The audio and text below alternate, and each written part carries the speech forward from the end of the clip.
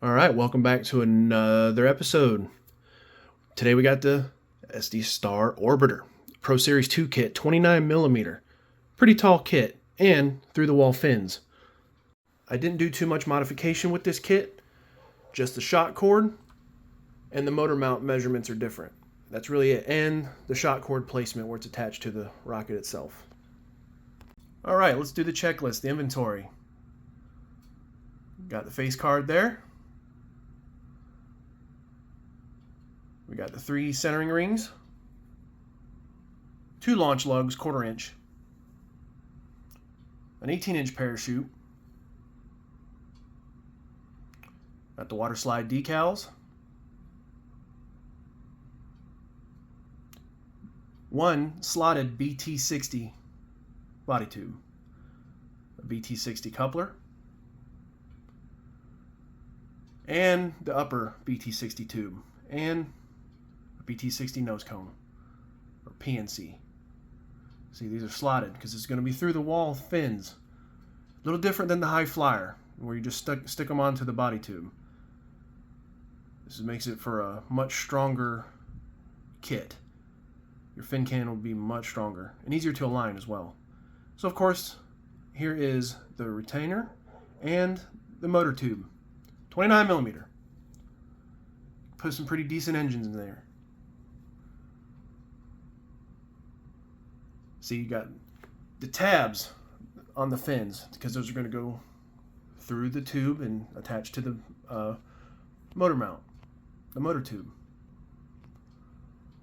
So of course, first thing you want to do, while it's in the fin stock, you want to go ahead and give it a light sanding to kind of flatten it out. And then you want to take the old hobby knife and just take your time and get your fins out of the fin stock. Don't cut off those tabs because you're going to need those to make this kit work correctly. You're going to want to keep them. See, the root edge isn't going to be flat. You're going to keep those tabs. If you've never done a kit like this, those tabs are going to stick through those slots and hopefully should be long enough or just right to where they're going to be able to glue to your motor tube. Yeah, never just rip these out, because you want those nibs that are attached to the fin stock to just not rip chunks of wood out with it. So let's check the fins. Seem to be pretty straight. They're not crooked or warped out of the box. They're all pretty uniform. Of course, we're going to do some sanding, get them a little more flattened out, and then we're going to put some airfoils all around it. So the next step is getting your centering rings out. Very similar to getting the fins out. Just cut those little tiny tabs, little nibs. And again, don't try to just push them out or rip them out. That can cause the cardboard to rip. You might just take a whole chunk out of the centering ring. That's why you want to take your time and take a hobby knife to cut them out. It'll be a lot smoother and easier for you in the long run.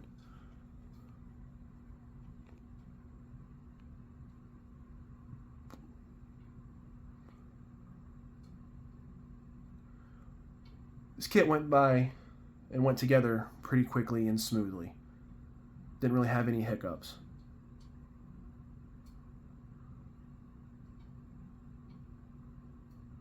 Of course, you always keep those. You can always use them for something. Most likely a bulkhead for another build. Speaking of bulkhead, this right here should be set up for having a payload section, and I'll explain why. But it's not an issue if you don't do it that way. And of course, always keep that. You can always use it for something. And here's a 29mm motor retainer. Notice how it doesn't sit flat like the 24mm, so I'll show you. When it's screwed all the way in, that sits pretty flat and flush. I mean, it'll sit not flush when you do actually have an engine in it, but even with nothing in it, the 29 does stick out a little bit, just for a note. So of course I always mark the aft end, Kind of helps with the alignment, because I did not follow the instructions with the measurements. I was thinking of this as more of a how high power rockets are built, where the tabs are met with the centering rings, and it makes for a much stronger fin can. Yeah, you could stick them through the fin wall. You can stick it that way and just have it attached directly to the motor tube, but having the centering set up against the fin tabs will make it even stronger. So we got our measurements just for reference, but we're not going to use them exactly like that. Of course, we're going to put our bead of glue on the forward end. And we're just going to raise it up into the glue. And we make our little fillet, smooth that out with our finger, Q-tip, and just make sure that it's aligned 90 degrees. Not wobbly or cockeyed. You can take maybe a tube that fits just outside the 29 millimeter, or even some masking tape, and just keep it on there straight to help with your alignment.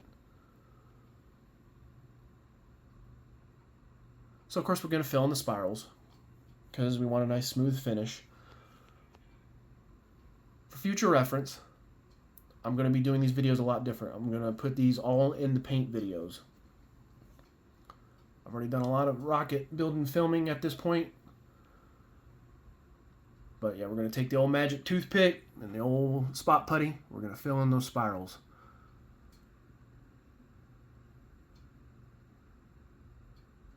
Just kind of push it into the spiral, kind of squeeze it in there.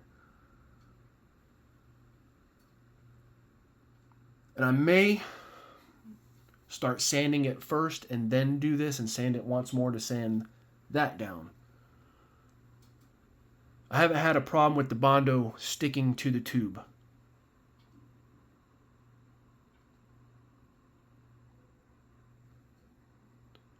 But those other spirals that are in between, unless I put a lot more primer on them from now on, they do show up a little bit. These right here don't really show up because they're filled in. Now the other spirals, maybe if I sanded it a little bit more, it might flatten it out more. It might not be so noticeable through the layers of primer and paint.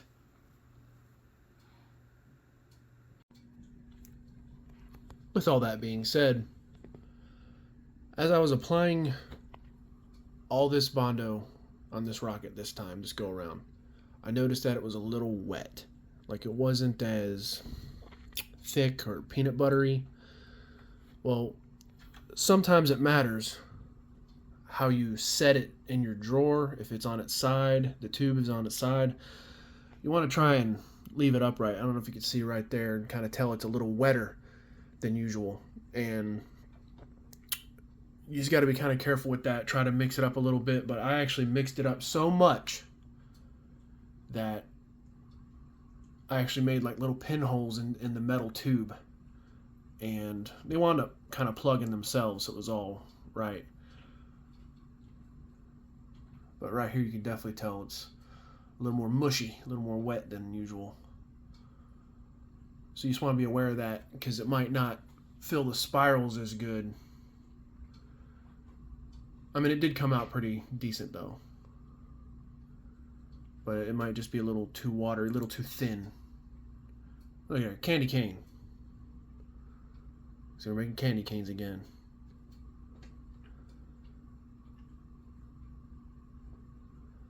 Dun, dun, dun. All right, now here's the slotted tube. It's going to be a montage. Oh, now we're a little bit more done. And a little bit more done.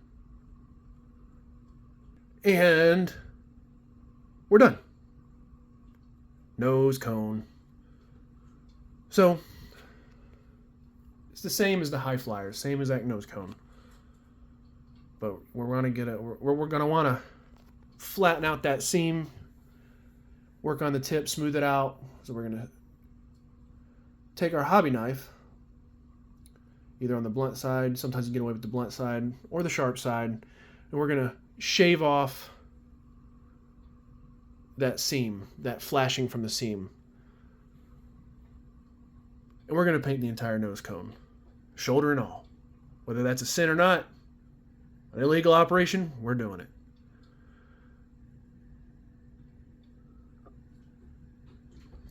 So we just take this and just kind of start shaving that down.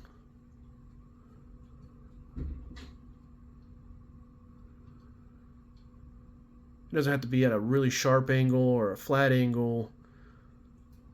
It'll just kind of curl up on you. So I'm actually using the blunt side, just to see if I can get away with using the blunt side. And if not, then we take the sharp side.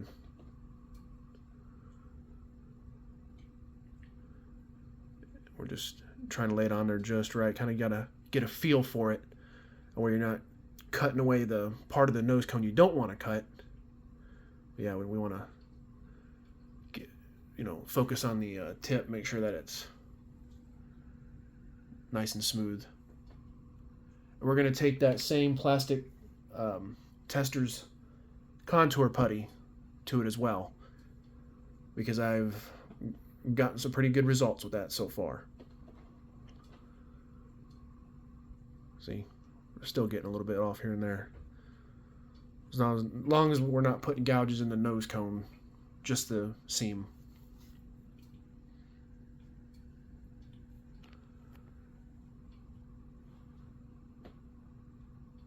So now we're just going to rough it up a little bit with some sandpaper. Some good old 320. So I'm actually going to kind of curl it over. I'm going to roll it up a little bit. And I'm not really going in circles. I'm going with the shape of the nose cone and curving over the tip. And I'm not using extreme amount of pressure. Just kind of light, firm-ish. Just kind of knocking down whatever kind of molding imperfections are on the nose cone. Plus, when we sand it, it's going to help with the primer and paint adhesion. So it's not so smooth, so it has something else to bite into, a little bit of texture.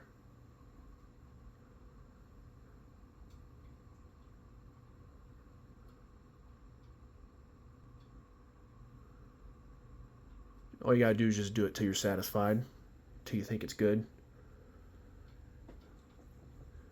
And you could probably even go with rougher. I just felt comfortable using the 320. But I have learned that you can go a little rougher, a little lower. 220, 180, whatever.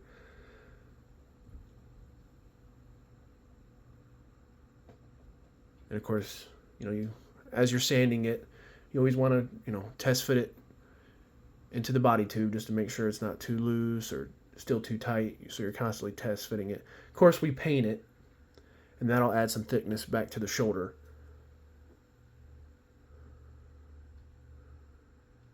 So I'm just trying to show you what it's looking like right now, but I'm having some difficulties focusing the camera.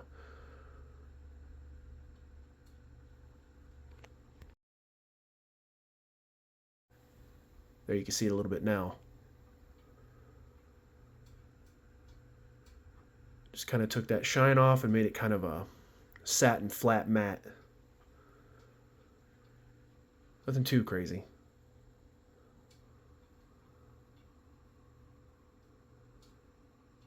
And I take a little tack cloth to it just to get any dust particles off of it, clean it off.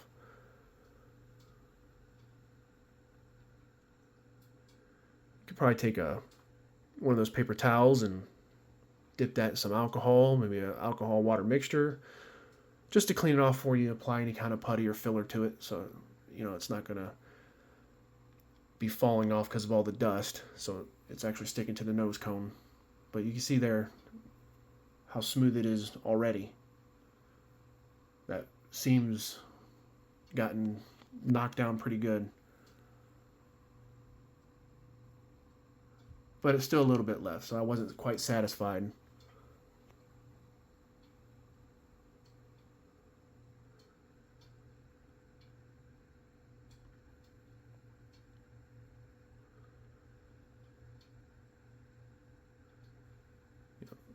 the finer the sandpaper, the longer it might take, but you seem to have a little more control. It's not going to take as much off too quickly. You're like, oh no, that's way too much. All right, so we take this putty, and we make sure that the cone was clean prior to this. I did it off camera. And I have learned that you pretty much got to do this in one shot.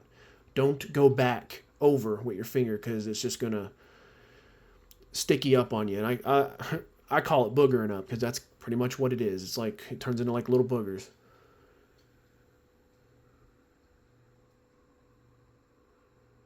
And you could probably thin it out with probably just a little bit of water to help it glide. Your finger glide across the nose cone. You do got to be kind of quick. You got maybe a solid 20 to 30 seconds, maybe a solid 20, then you're really pushing it once it gets to about 30 seconds, and then you're not going to be able to smooth it out at all anymore.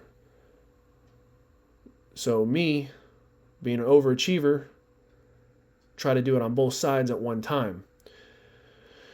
Probably just do one side at a time.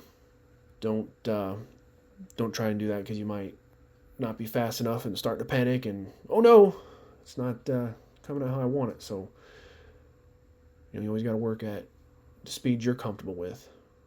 You see, I went back over my finger. Don't do that. Just one motion. Whichever way you're going, probably better to go towards the tip instead of the shoulder. At this point, I'll still getting used to this stuff.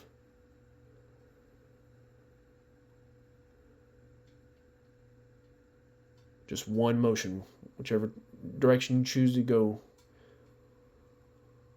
And if you're not feeling it, you can always add a little bit more. If feel that it's just not quite enough.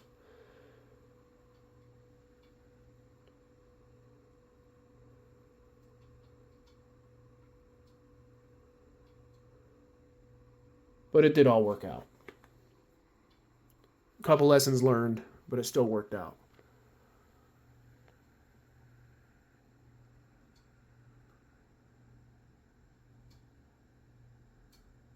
And of course, you can always let it dry. And you need to let it dry for at least an hour.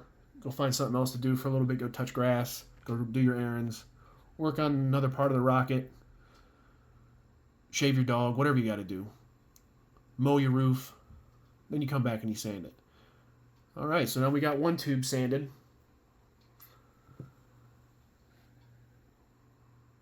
That's what we're looking for. And of course, you can see that the spirals in between are not filled in.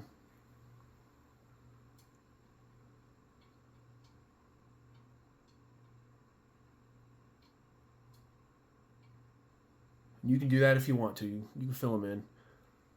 All right, so now we're going to take a look at our candy cane, because that's what we're actually doing. The old 320 grit.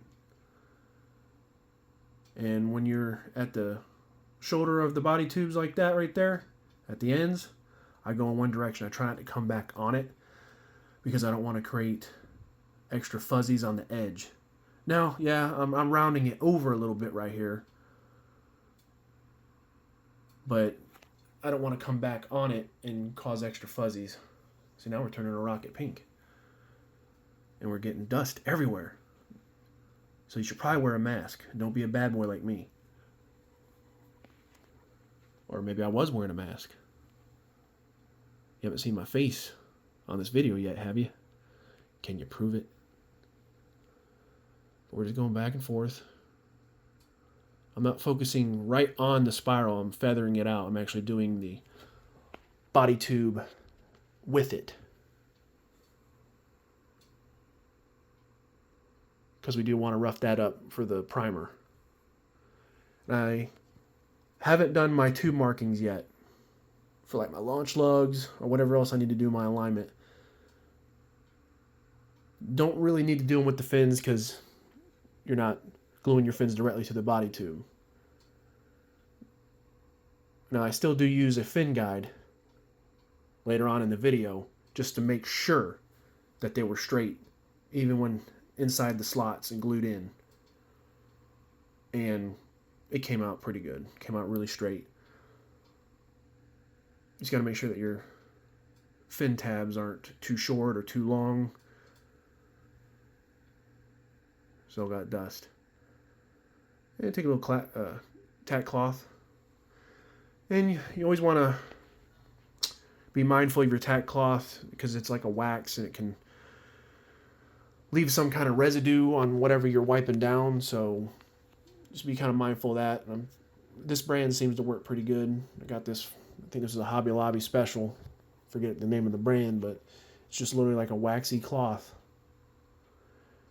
Now, when you start sanding around the slots,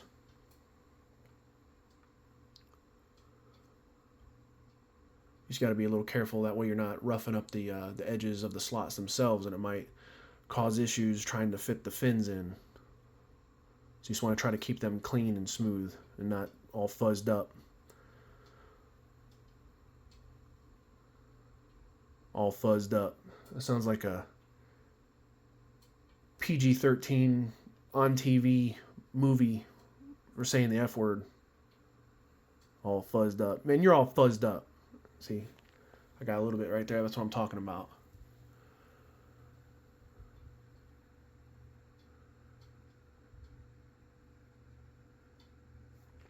Just kind of take it easy. Take your time. Just get in there. Don't go too crazy. Just take your time when you're going around the slots. At least that's what I did. And it came out pretty good. So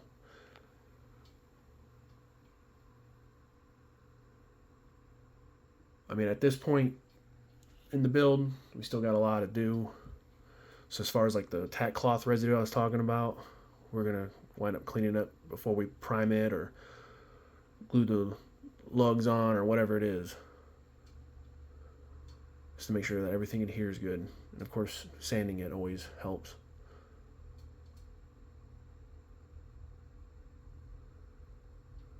Just kind of barely going over it, just kind of watching what I'm doing.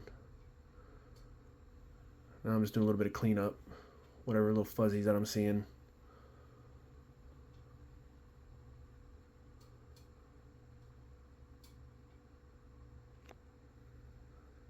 Another wipe. Just to also help keep the dust down in my workshop.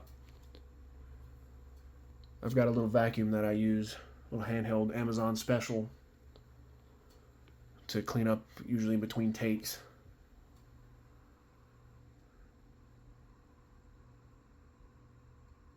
So that's the results we got. See, even though it was kind of watery, it's still stuck in there pretty good.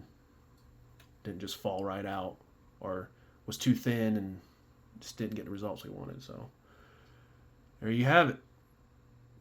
And of course, this part's of the video and any new videos that I film from here on out, these type of parts will just be in the finish videos, paint and finish videos. So this is all dry now.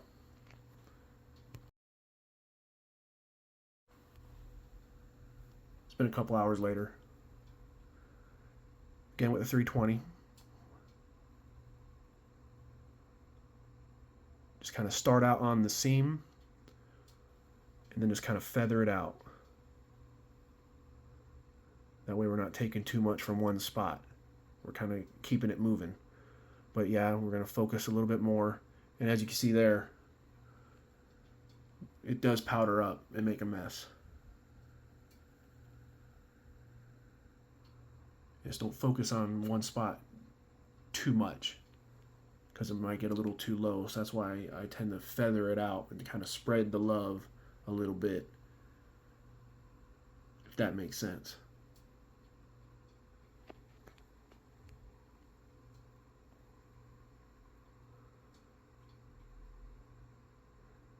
And we're not He-Manning it again.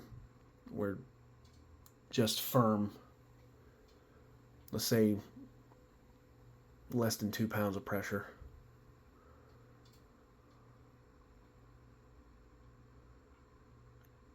I don't know, maybe a good, firm, nice business deal handshake, something like that. Pressure. You got control over it, but it's not all over the place. It's not sitting too loose. See, that's the results that we have so far. And of course, take the tack cloth back to it, just to look and see what we've done so far. Clean it off before we put it away. You're always stopping and checking and see what you've done. That way the powder is not an optical illusion and covering something that has gone too deep or not enough. See, it does kind of cake up a little bit. That can just be easily scratched off with your nail.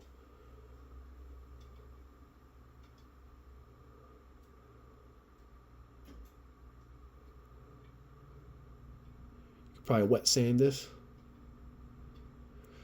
I haven't tried it yet. I don't know if that would cause it to melt off the nose cone. I've only done this dry so far. But I am sold on wet sanding, even on the cardboard, because after you prime it at least 2 layers, it's just way less messier, way less dust, and you can keep your sandpaper alive a lot longer. It's way easier to stay clean, and you get more longevity out of it for sure. See, I'm just showing you how clogged it's getting from just that amount of work. I'm constantly flipping the sandpaper over or upside down. And I'm just trying to get you a good look of what we got.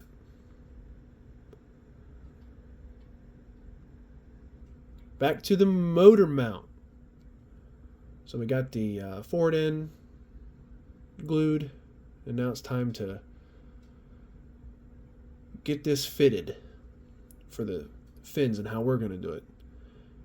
If you're not comfortable doing it any different, do it the way the directions tell you. See, I'm going to attempt to make the retainer sit a little more flush with the aft end. And of course you slide it in there. They're not the snuggest on the motor tube, so the centering rings. So yeah, they're just going to slide all over the place. But I'm just fit, check, over and over again. That's just how I did this, and I probably should have tried to maybe give you some ballpark measurements, but you definitely don't want your centering rings to get in the way of the fin tabs. Always be aware of that. If they're sitting wrong, just like how they're sitting right there through the slots that you can see, you're not going to be able to put your fins in correctly. But that's how I want the retainer to sit. It could have probably even been a little bit more flush, but I didn't go that extreme. And of course, when you actually do screw in a motor, it's still going to stick out a little bit farther back. The retainer, it's not going to sit as flush, and of course the 29 is not sitting as flush as the 24 mount. So doing a little test fit. Now, like I was talking about earlier in the video, you want to make, I attempted to do this how high power rockets are built, and that is where the centering rings are sitting up against the fin tabs sticking through the slots and onto the motor tube itself. I tried to make it basically as snug as possible. I didn't want it just glued to the motor tube. So what you might try to do, because also notice that the slots and the tabs do not go the length of the root edge. See how it slides right there? So what you want to do is favor the aft end and have that, what would that be, the trailing edge of the fin sit flush with the aft end of the body tube. And you can probably use the slot itself as basically a centering ring to keep it in because the aft end centering ring is not sitting up against the tab at all. So you can kind of use that slot to do that. So we're going to apply our fillets. I did make my measurement. Don't want to get too crazy because you want to make sure that the fillet isn't too thick. That way when you do put the retainer on, it's still going to be able to fit.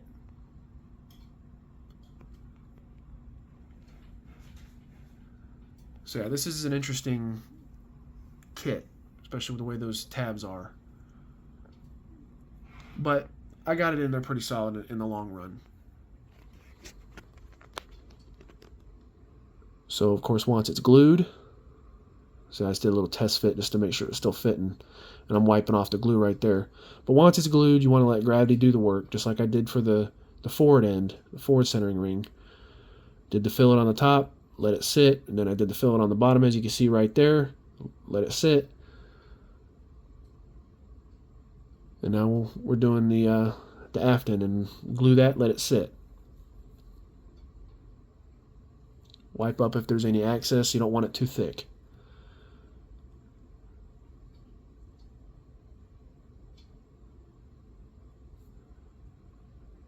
Gotta love that camera work sometimes.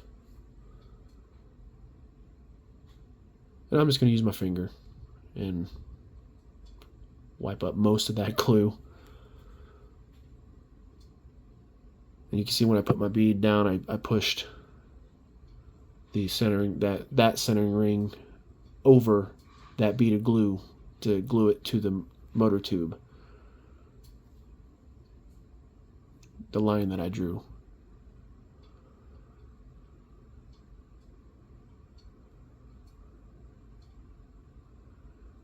So we definitely know that's where we want that one to go. And what we're going to have to fit over and over again. All right, so here's the Qualman fin guide. This is also going to allow me to make my marks for my lugs.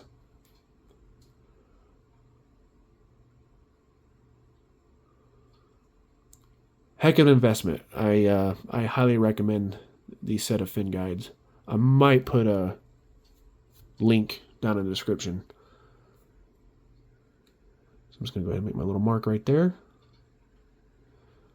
I measured how far it needed to be down.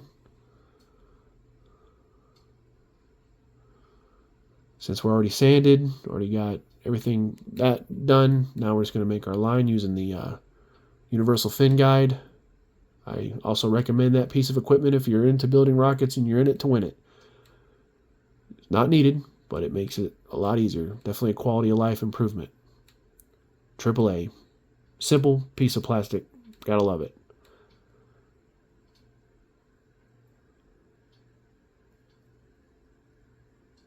Or just use what you got available.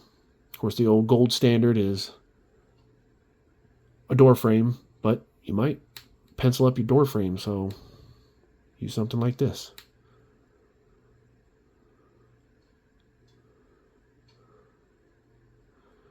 You always got to be careful that the tube doesn't move on you when you're making your mark. You might probably make yourself some shims out of some foam or some cardboard. So at this point, we just got to measure and measure and measure over and over again until we're satisfied with how that's going to fit. The number one thing is just as long as your fin tabs are going to fit into the slots.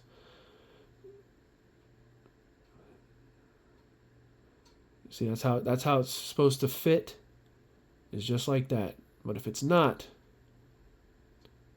either sand or add some kind of filler to make them taller. I think some people have said to use super glue and put a couple layers of super glue on there and sand it till you get it right.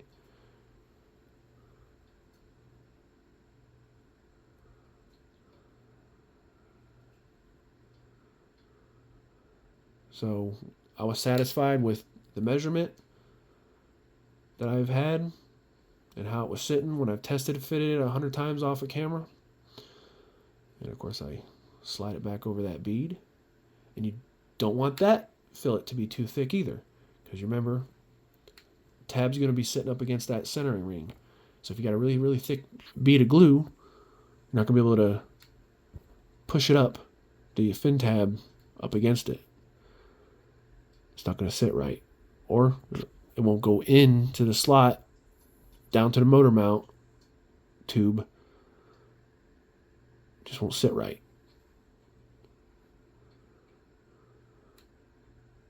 But we get it in the end. And of course, smooth it out. Of course, no one's ever going to see that fillet, but we just don't want it too thick and somewhat uniform.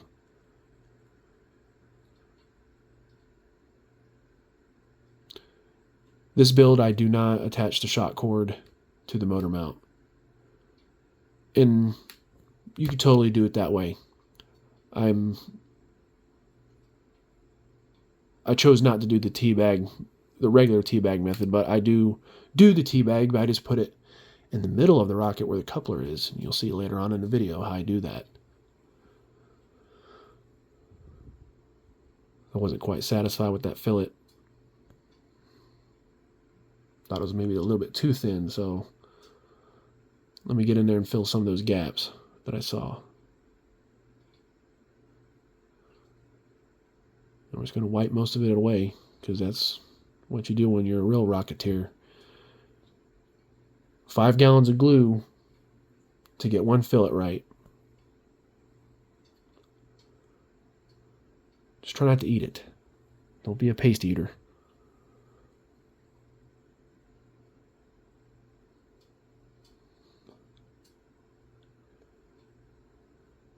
So I think that other line there is what the original measurement was calling for. But we didn't do it that way. I just didn't erase it.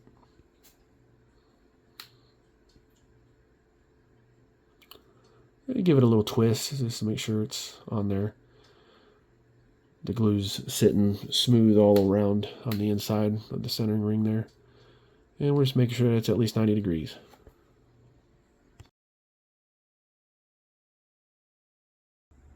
And of course, test fit again. Now you can see where that centering ring is sitting. And just the aft end of that fin slot, you can kind of use that to push to have it snug up against the fin tab. Oh, I lied. I guess I did kind of try to give you some measurement. A ballpark of where my centering rings are sitting. I forgot. Surprise. Okay, so we're waiting for glue to wait. What can we do? Wait, what did I say? Wait for glue to wait. Wait for glue to dry. So what can we do? How about make a mark on our coupler? Halfway. So it's 3 inches. And I bet you 3 inches, half that is 1.5 inches. And I'm in fact not metrically inclined. So I'm not sure what that is off the top of my head. I have to calculate what the metric measurement of that would be. My pencil's a little too shallow. So I make an adjustment, push it up a little bit. That way we can make our mark. This is also the other 2 marking guide, and I also highly recommend this piece of equipment because you can do things like this very easily. Only thing is, your pencil, your standard pencils, you're going to have to sand the crap out of them to get them to fit.